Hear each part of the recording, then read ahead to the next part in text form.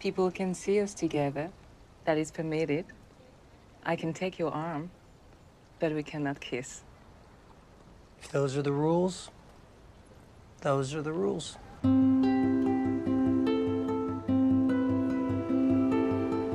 What are we willing to do for love? Room 2117.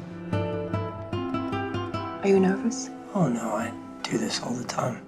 You're married? Of course. Do you not understand the meaning of 5 to 7? It is a relationship outside of marriage. 1 to 3 lunch, 3 to 5 conference call, 5 to 7 commit adultery. He's 24. He's had other relationships, of course, but this is something entirely of a different magnitude. And for her, she has a husband and family, but there's always something missing. And one day, she sees across the street this young man, and there it is, the bolt of lightning. So what is she to do?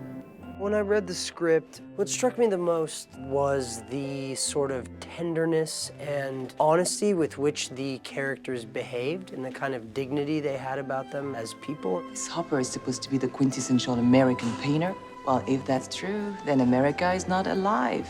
America is alive, okay? And you have a somewhat downbeat worldview. This subject is quite unusual, and I think it's great nowadays to see that on screen because we relate to that.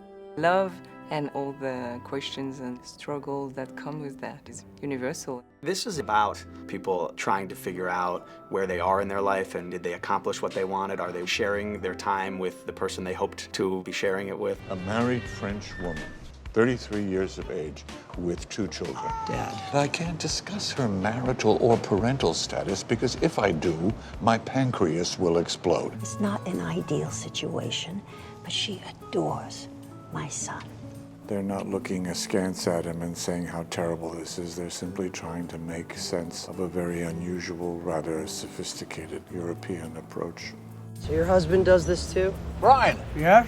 I would be pleased if you care to join us at our home this coming Saturday for supper. Is there any chance that this is a gentlemanly ploy designed to relax me before your driver turns around and impales me with the fleur-de-lis? I am flabbergasted by the real-life people in this movie. When Brian walks into their home for dinner, he meets Daniel Boulud, who's the premier restaurateur in New York City, Alan Gilbert, the conductor of the New York Philharmonic, and Julian Bond, who's an icon from the civil rights movement. It gave such an authenticity to the whole thing. It was a very special night. The biggest bonus is the participation of David Remnick, a writer I hugely admire, an editor I hugely admire. One of the best parts of my job is reading new writers and occasionally even publishing them.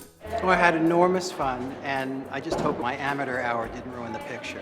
A copy of the New Yorker's View of the World cover hangs in our guest bathroom. A lovely tribute, and soon your son's story will hang right beside it. You are a very nice man. I'm very, very partial to shooting in New York. The energy, the edge, the infinite nature of New York, I think makes shooting here just an amazing joy and a challenge. Filming in New York was great. It was very new to me, this city. So it really helped me just believe that I am this character.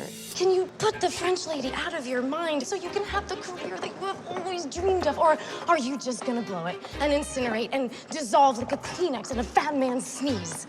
You are much crazier than I am. The story is about the definition of marriage. Where is the line between what we do for others and what we do for ourselves? At the open, you meet someone who doesn't quite understand what he wants to say or how he wants to live his life to someone who has lived it enough to have gratitude for it and how he wants to live it now. She made me a writer.